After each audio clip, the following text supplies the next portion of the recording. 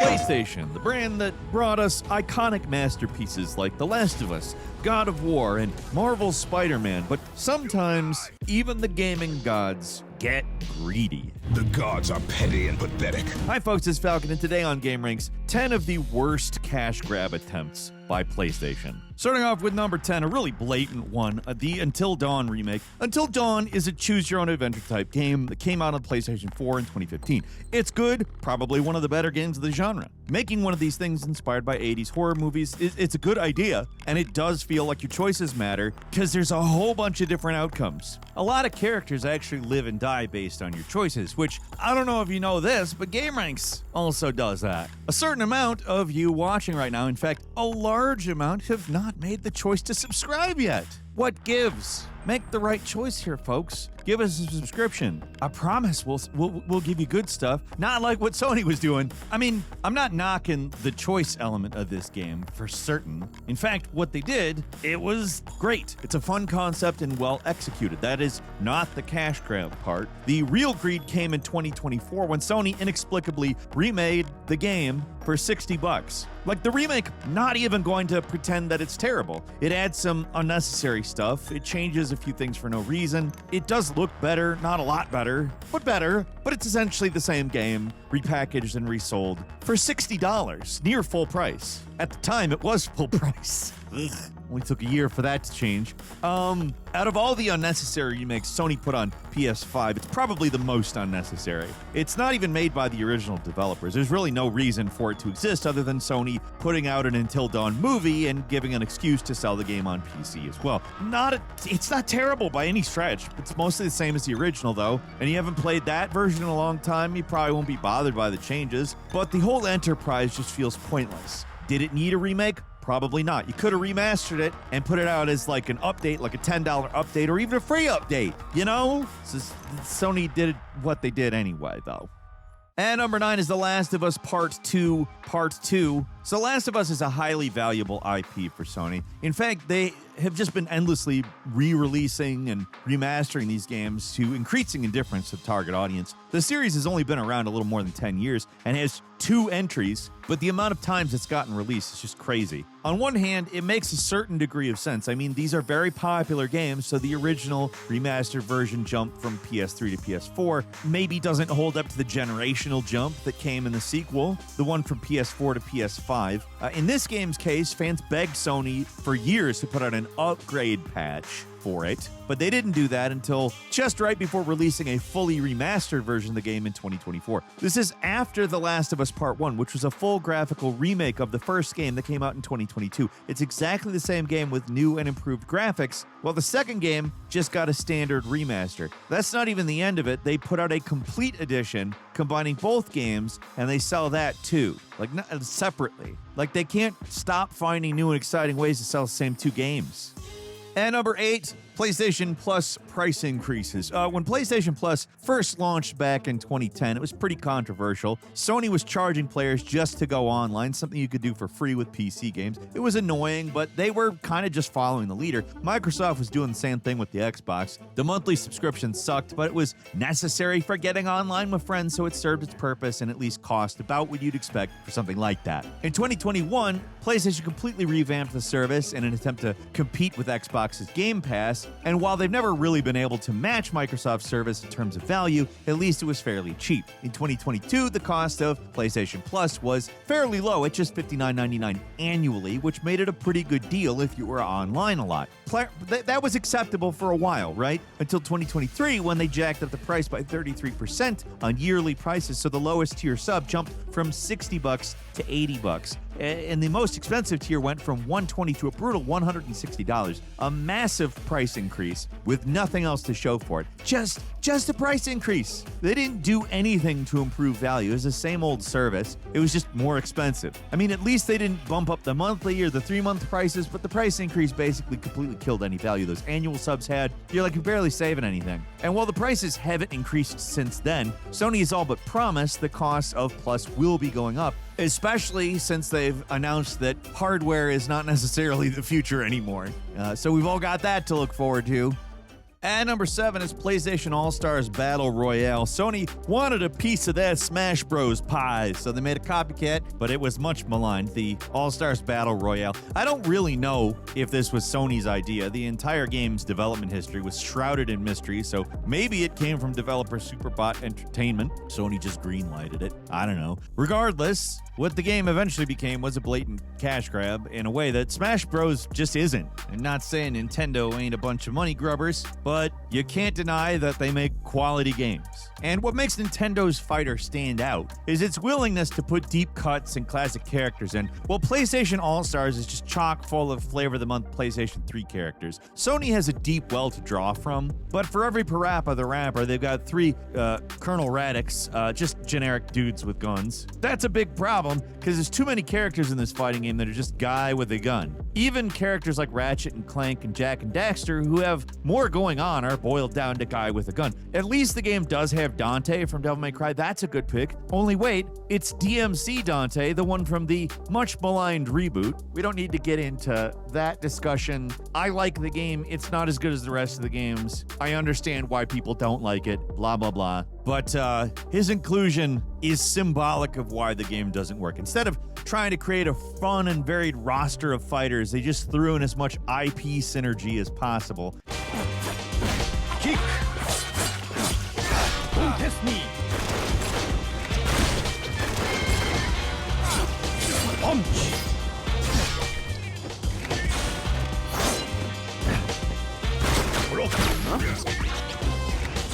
Just makes the whole thing feel like a product that they're selling rather than a celebration of PlayStation's history, even if it does have some flashes of that. I mean, Sir Dan is a playable character, so it's not just all stuff from the year that the game came out. Mechanically, it just wasn't up to snuff with Smash either, so unfortunately the whole thing just died a quick death. All the planned DLC got canceled. The concept itself wasn't terrible. The game didn't have to be a cash grab, but Sony couldn't help themselves.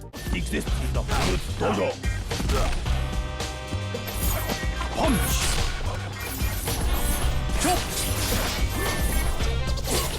At number 6 is PlayStation Move. There was a time when Sony used to do some weird and actually kind of interesting accessories, like with the PlayStation camera or the PlayStation Eye. But the Move was just, it was a cynical cash grab with, I mean, whatever eyes you view it from. Like, no matter what you look at it, it's Nintendo's Wii remote. But for PlayStation, that's all it is. It's pretty much the same product except for with a big stupid bulb on the top. I mean, at least it was functional. Microsoft swung pretty big with the Kinect, but man, was it not functional.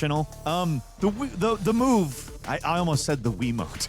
The Move, which that really just says exactly what it is, doesn't it? But it did generally get positive reviews and impressions at the time. But despite all that, we know why it exists, and Sony wouldn't have ever made it if the Wii wasn't really popular. It's a perfectly functional device that is great for the few games Sony actually made for it, but, I mean, They did actually manage to get some use out of it by integrating it with the PSVR stuff, so it's not like a total waste of time. It's hard to call the Move bad because it was technology that worked that sort of evolved into being useful, but it was a blatant cash grab.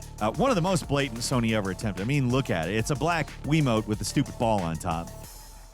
The PlayStation Store becoming a big old garbage dump. I mean, for years, if you wanted to simply search for something on the PlayStation Store, it was just impossible. Sure, if a game got promoted on the front page, it was easy to find, but if you just wanted to scroll through new releases, good luck. It was a sea of trash. Like, in the past 6 months, like very recently, has Sony finally started to think, oh, maybe we should clean up the store. Like, there's tons of just asset flips and crap that people throw on their 5-minute platinum trophy farming games, and they're just now cleaning it up to make actual real games discoverable again. It's good they're finally starting to do something, even if it's not fully working, because you can still scroll through the store and find a lot of junk, but it is at least getting better. Still, the store was essentially worthless for discoverability for years. Actual promising titles were completely lost in the sea of garbage that would eventually just fall out of nowhere on a weekly basis. People begged Sony to fix this mess for so long, and all they got was silence in return. I guess the crap was making the money, at least for a while. It's not like Sony was the only storefront with this problem. The Switch and Steam storefronts also suffer from it, but Steam at least attempts to promote real games. On the PlayStation Store, basically, it was, unless you knew what you were looking for already, you weren't going to find it, period.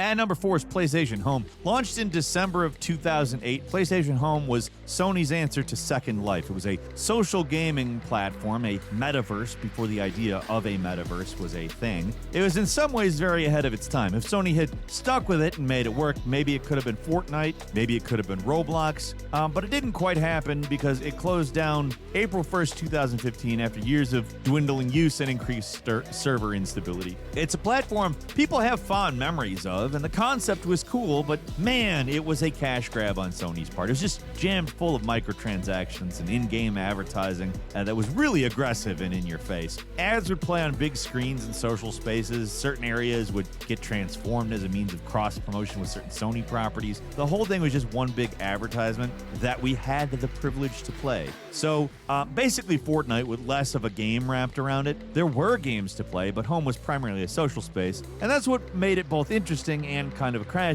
cash grab because the advertising nature felt really blatant compared to other games. Like in Fortnite, you're getting advertised to when they bring some cross promotion, but like Epic knows how to do it. You're not just getting an ad for Avengers Endgame put in your face. They're throwing like Marvel skins in, letting you play as Thanos. The difference is it's only subtle in theory, but I mean in practice it feels very different. Home felt like you were just being blasted with ads. It was annoying and weird, especially in the prime years when Sony was still consistently updating it. When it finally closed, it was already a shadow of its former self. The potential was always there, but greed and short-sightedness got in the way.